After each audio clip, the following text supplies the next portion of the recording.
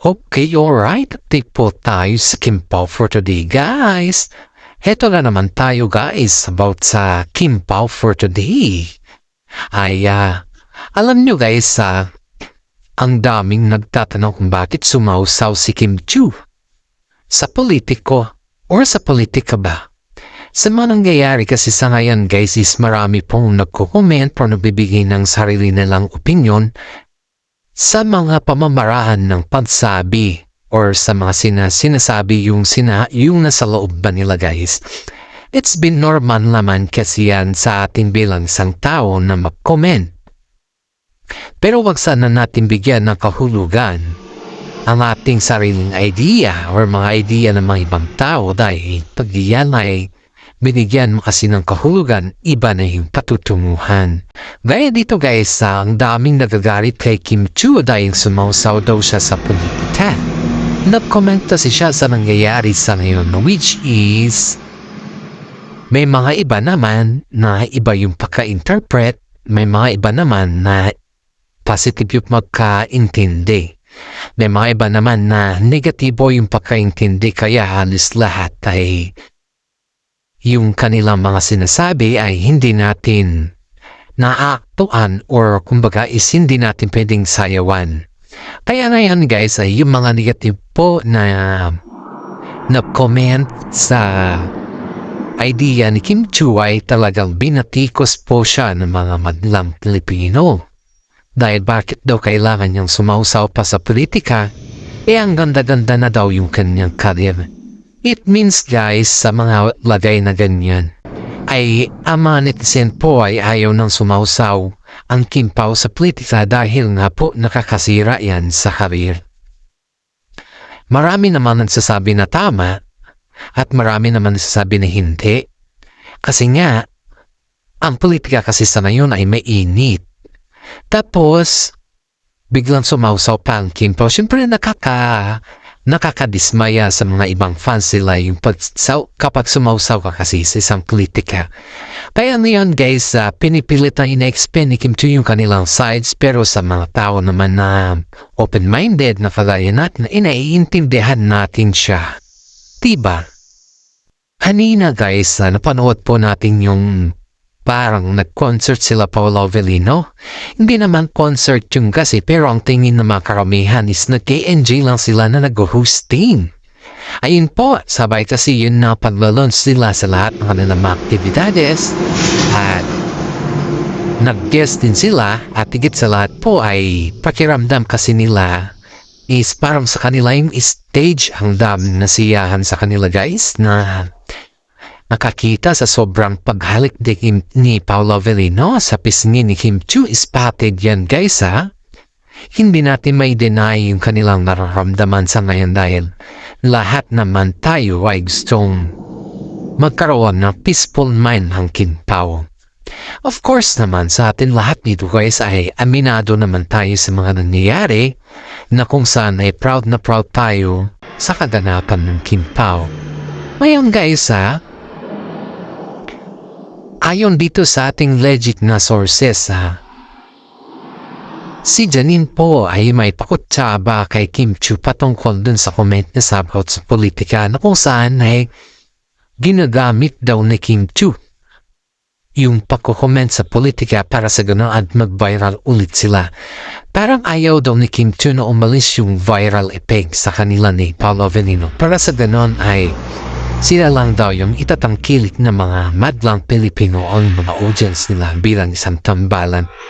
Siguro, guys, hindi naman siguro sa ganon yung way ni gusto ni Janine. Pero yung reflection kasi sa mga fans ng Kimpaw ay parang masyadong bitter si Janine sa ganon na bagay. And of course, si Eko naman, guys, wala pa namang comment sa ganon na sequel ni Janine kasi ang sabi nga ni Eko, ayaw niyang sumausaw sa lahat ng bagay niya. So lang ni Eko, ayaw manatiling okay na ang mga bagay-bagay na yun.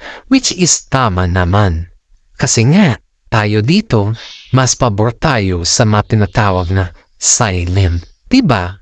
Halos lahat naman tayo dito, guys, ay gusto talaga yung maging silent ang bagay. Hindi yung gawin natin na kung ano-ano pa. Sobrang hirap sa pakiramdam na bumabalik yung past mo pero yung present mo ay hindi nila nakikita yun. Yun yung pananaw ni Paolo Avellino kay Janine guys na yung sinayang niya yung pagkakataon na maayos sana silang dalawa. Pero it's just only a cryptic post yun ni Paolo guys. Hindi naman dinaretsang ipapatama yun sa Janine. Kasi alam naman natin na ang showbiz kasi is there's something roller coaster yan eh. Roller coaster kako kasi there is always a shine or rainbow after the rain. Ganon naman kasi nangyayari every time we talk about showbiz eh. Huwag kang maging balat sibuyas. Normal lang na mabash ka at normal lang na hindi ka mababash. Ganon talaga pag sikat ka, kakibat talaga yan na mga bashers. Alam naman din natin sa ating sarili na hindi ka naman sisikat kung wala ang bashers eh, di ba?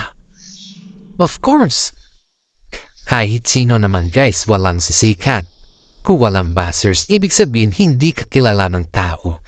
Kaya dito guys, nababas ang dalawa kasi sobrang sikat sila at yung mga umaarangkada naman na love team ay hindi talaga nila maabot yung kasikatan ng Kim Pao. Kaya doto depensa sila sa makaganapan na hindi pa natin alam kung ano yung sitwasyon na mayroon doon. Oh hi! Yan dito na naman tayo guys. Sabi ng mga karamihan dito guys, hindi daw sila naniniwala sa skill ni Kimi dahil nga pumapasok daw siya sa politika. May balak ba si Kim Chiu na pumasok sa politika? Yan po yung tanong na maparamihan sa atin na hindi pa natin ito nasasagot kasi hindi pa naman natin ito natatanong sa mga kasama natin sa showbiz. Pero sa aking lagay guys ay wala naman akong nararamdaman na balak ni Kim Chiu ang pumasok sa politika dahil ano naman ang gagawin niya sa politika sa showbiz pa lang sumasakit na yung kanyang ulo, diba? Isip-isip din tayo pag may time ba kasi syempre porke nag-comment ka na sa isang politics ay yun na pakiramdam ng mga iba. Sumama ka na sa linya ng politics which is hindi naman wala namang katotohanan yung mga ganun na bagay. Of course, tao lang naman si Kim Chiu at saka si Paolo Avellino. At saka si Paolo guys ay spotted talaga caught with action talaga na nakita sa stage na hinalikan niya si Kim Chiu sa lips at saka sa peace niyo. Wow, Pao, ikaw na. Ayan yung mga komento na mga karamihan dito at sobrang tuwa dahil napapabilib na sila ni Paolo Avellino. You know, napapabilib na siya dahil nga po guys sa mga dinami-dami ng mga eksena ni Paolo Avellino paminsan-minsan sa kanyang magalawan ba ay maraming mga netizen ang nagtatanong kung bakit nagagawa ni Paolo Avellino yung genon na style. Haba! Open na tayo sa mga mata natin at yan po ay very public na yung ginagawa ni Paolo Avellino. Of course, ang mami ni Paolo Avellino guys is very proud kay Kim Chiu at saka si Paolo kasi kahit gaano daw katoksik yung kanilang schedule guys ay yung mga pabor ni mami ni Paolo Avellino ay napapabigyan po nilang dalawa. Imagine guys isang text lang ng mami ni Paolo kay Kim Chiu at saka si Pao ay talagang pag may mga oras sila, isang text lang yan guys, nandun na sila sa Baguio. Siyempre bilang isang nanay naman ay kailangan mo naman kumustahin ng iyong mga anak kahit malayo ka man sa kanila. Kahit hindi mo man sila nakikita, kinakamusta pa rin niya ang kanyang mga anak. Bayan nitong si Paolo Avellino na to, na halos nakikita naman natin na sobra siyang busy, ay nandiyan pa rin yung kanyang mami.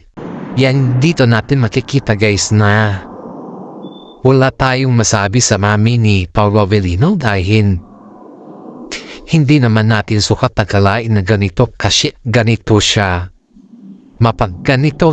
na nanay, sobrang mapagmahal sa mga. Haba!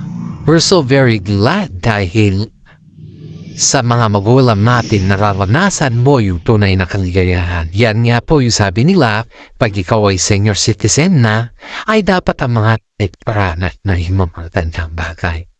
Shout out po tayo sa mga senior citizen dyan na nakikinig sa atin. Welcome po sa ating mga vlog. Kayo po yung priority ko dahil kayo din po yung pinakamalakas na audience ko dito. Paki-share and like naman po yung ating YouTube channel na kung saan ay Peanuts Vlog po.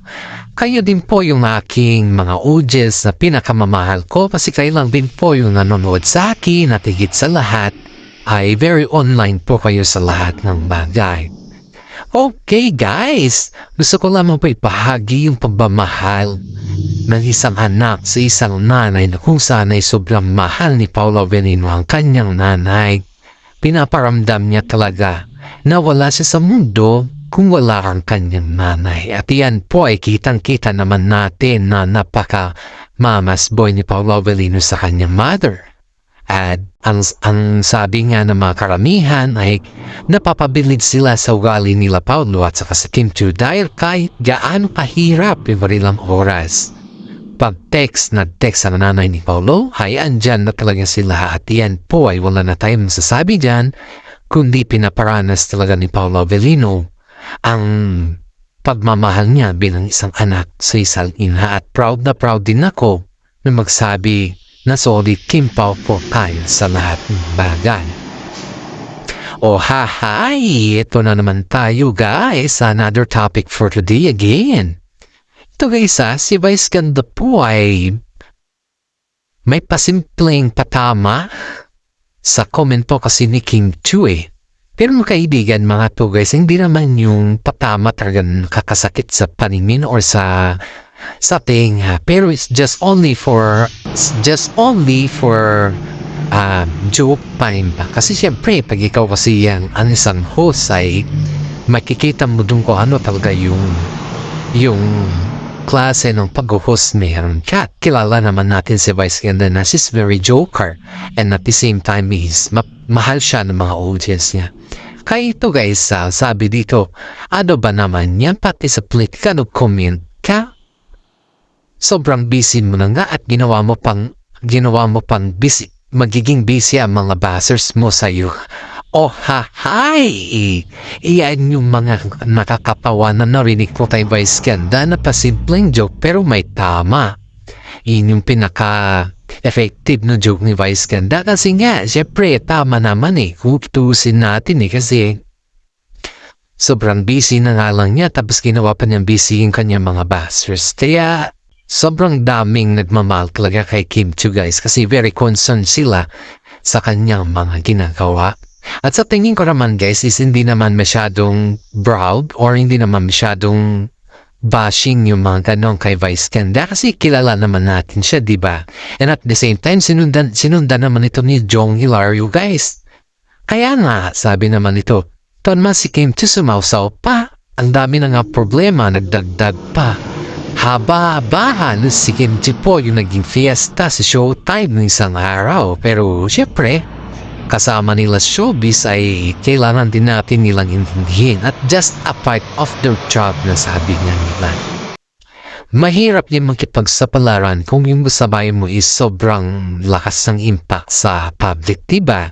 Iyan nga din yung mga punto ni Vice Ganda kay Kim Chiu guys na nahihirapan yung mga ibang love team na pumasok sa show dahil nga sobrang lakas ng Kim Pao. At sabi nga nila, medyo date pa daw nila yung Katniel noon. At iyan po yung nakakainis or naiinis yung mga ibang fans ng Katniel noon dahil hanggang ngayon naman dahil mas nabubuhay daw ang Kim Pao sa ngayon compared sa Katniel.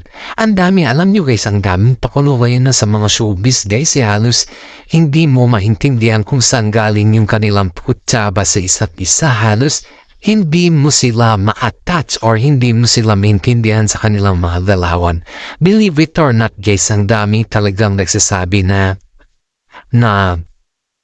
pinapaboran lang daw ang Kim Pao dahil nga dun sa mga sistema nila sa showbiz na yung napapabilid nila yung mga tao. Pero pagdating daw sa mga reality talk ay dun daw sila mahina. Sa akin guys, hindi naman mahina ang term dun kundi isa lang talaga sila na yung mga tao na Hindi naman nila pinapaasa yung tao, kundi talagang sinasabi nila by their action. Yun yung katotohanan dyan, guys. At huwag naman nating gawing katatawanan yung mga ganon na bagay. At alam pong inip na tayo. Hanggang dito na lang po ang ating content. Maraming salamat at God bless po sa ating lahat.